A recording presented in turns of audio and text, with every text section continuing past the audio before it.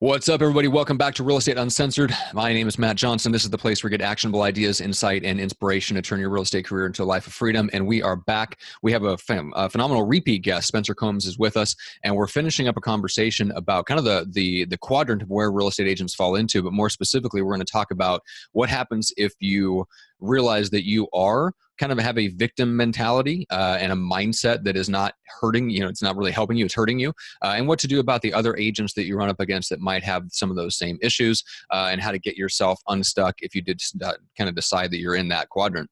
So let's welcome back Spencer Combs. What's up, man? Hey, I am jacked up about being with you guys. This is fun.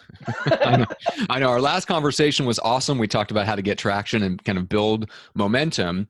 And we shared a little bit on the four quadrants of where agents fit into. So guys, go back and listen to that episode for the full conversation about that. I want to zero in on the qualified victim. So let's revisit kind of what that is, and then let's jump back in and go from there. Move it from there. So to explain it is as simple as this: negative mindset, positive mechanics. So a mindset, mechanics, and movement, right? So somebody could have all the mechanics. They know exactly what to do, and have a negative mindset, which would then pull them down or pull them below the line, as I call it, on our graph. So when they're in that state, they're basically a paralyzed state. It's a pattern of never-ending learned helplessness, if you will.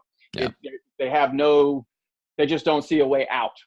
And so to get them from below the line to above the line, or put them in the power quadrant, which is this one right up here behind me, to do that, we've got to go through some specific steps to move their accountability, their focus, their beliefs, or what I call faith, and then their flexibility above the line. And I'm assuming that's probably what you want us to go through today, is how to move someone up through that.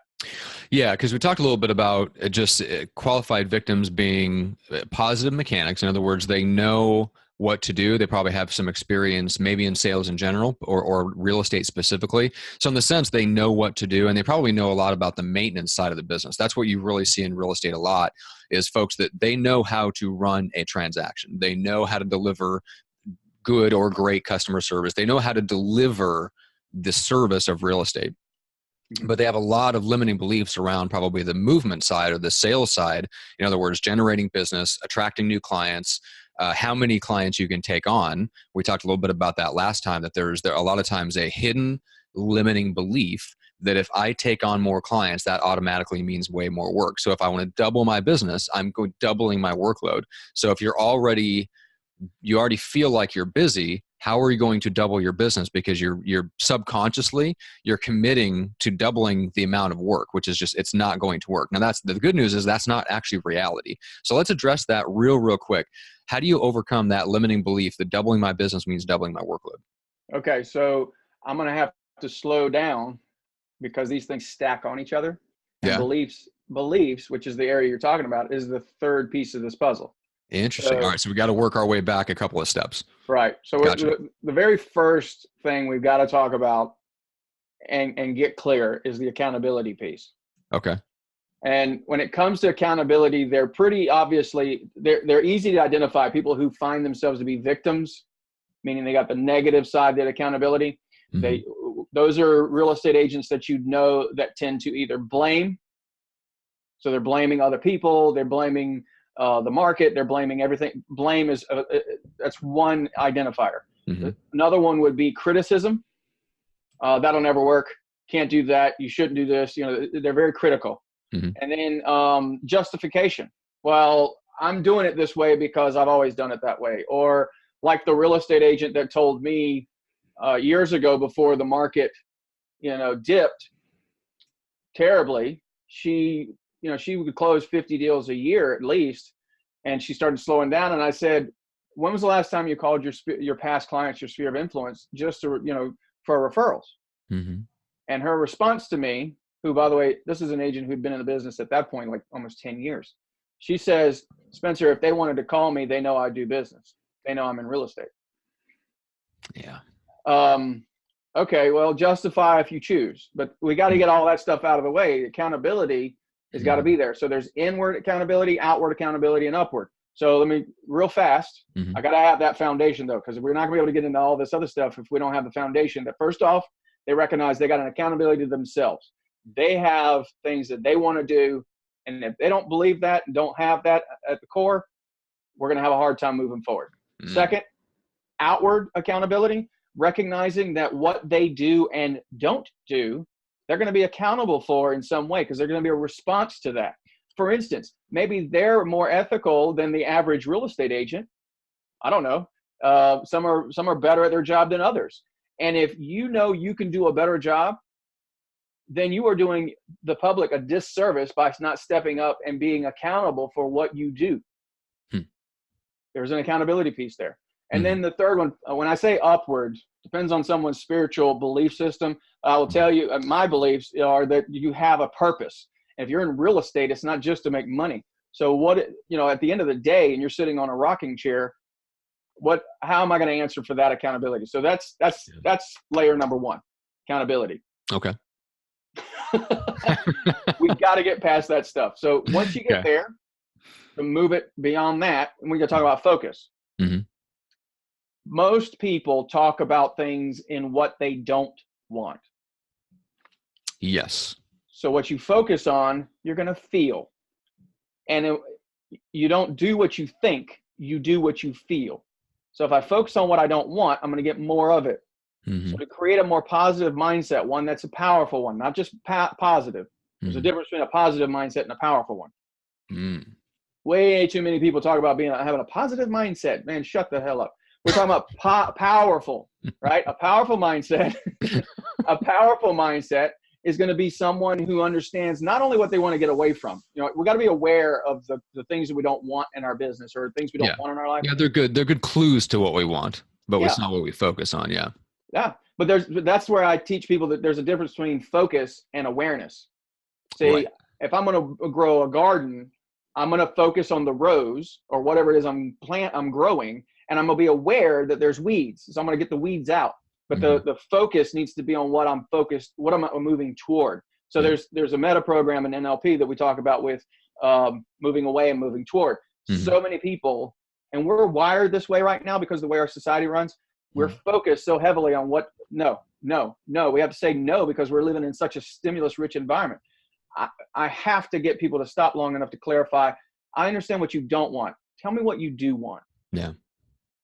And when they clarify that and really drill it down, what do you want? And then even more in depth, which we go into it. I have a longer course for it, but we actually talk about why.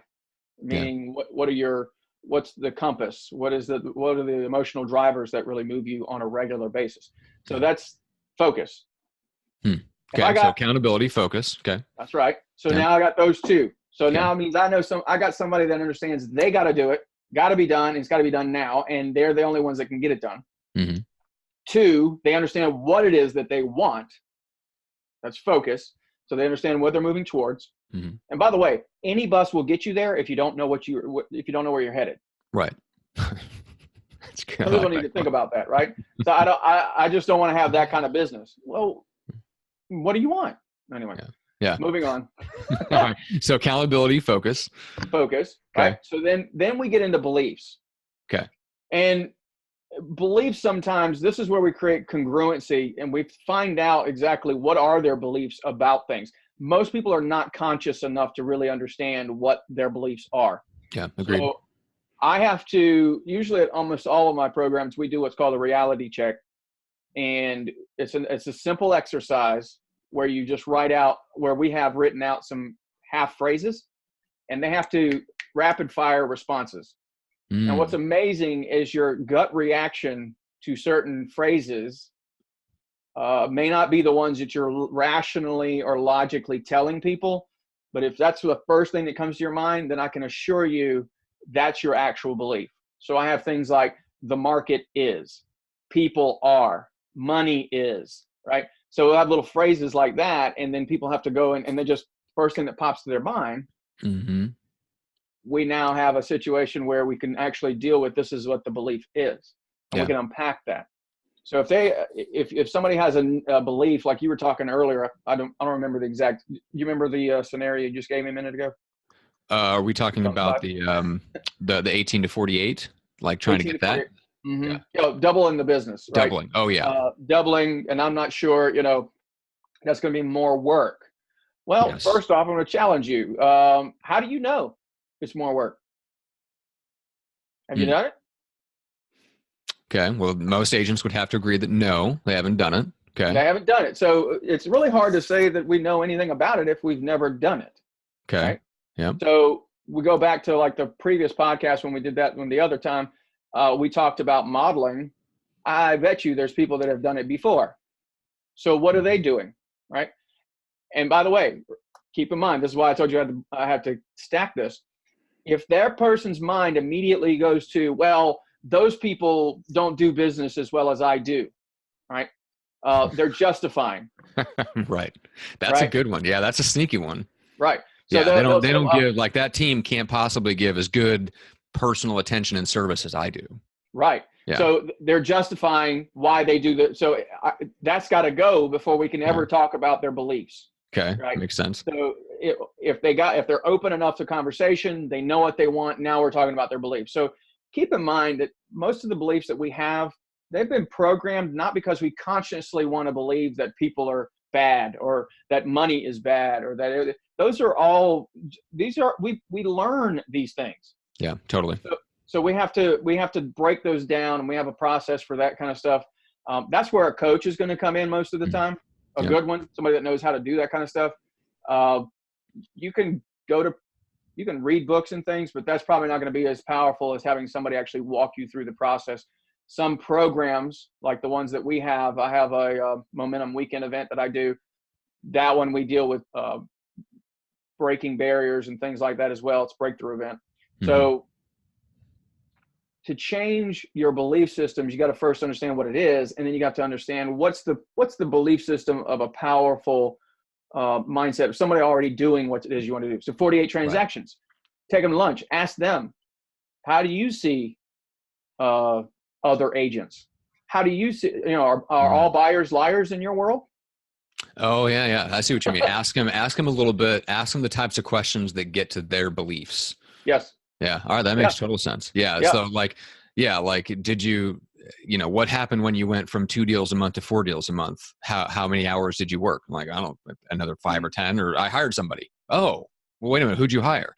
Well, I hired a transaction coordinator and then a personal assistant. So I work less now than I did when I did half as many deals. Yeah. Right. Like, yeah. So it's those things you find out about their belief systems. Like, oh, what happens when you go from 48 deals a year to 100? I Mm-hmm. hire another transaction coordinator and I still go home at 6 o'clock every night. Yeah. Right. So yeah, you start to uncover those belief Right. systems about them. So, That makes sense. so the beliefs start popping up with. I'm glad you brought that up. Here's an example. Mm-hmm. I don't want to hire anybody because then I'd have to do payroll and I'd have to take care of them, right? Or I'd have to take care of that money. And what happens if I have a bad month? Now we're talking about what. Yeah. So let me ask you Yep. something. Who makes makes this business happen? You, or are you dependent on the market? Well, so we have to deal with the Yes. beliefs around what they're capable of doing, and that comes down to beliefs. And And then that's so good. to move beyond the belief piece, what I usually refer to that as faith because it's 3 F's there. So Mm-hmm. I like to keep things alliterated. Yeah. I couldn't find one for the word accountability, by the way. If anybody listening to this can come up with another word, a synonym for accountability that starts with the letter F other than what you think, that one I'm not going to use. If you could think of one, let me know. Spencer@spencercombs.com is my email. But anyway, the fourth piece to this puzzle is flexibility. And there are some people from a mindset perspective, people get confused between the vehicle and the destination, Okay. right? So you can have the beliefs, right? You can have the accountability, you can have the focus, and you can have the beliefs. Now people get so embedded on how it's got to be done that they confuse the vehicle from the destination. So if I want to take a trip out to where you are, you said you're in San Diego, right? Yep. Yep. So I'm in Columbia, South Carolina. So I'm in Columbia. So that's literally completely across the country. I could be so vested in saying that the best way for me to travel to San Diego would be in a bus. And you're going, Mhm. ew. And that's fine. I could be Okay. completely congruent about that too and get on the bus. But the thing is the bus might break down. Mm-hmm. Am I going to be so focused on the bus, or am I going to focus on getting to San Diego? Right.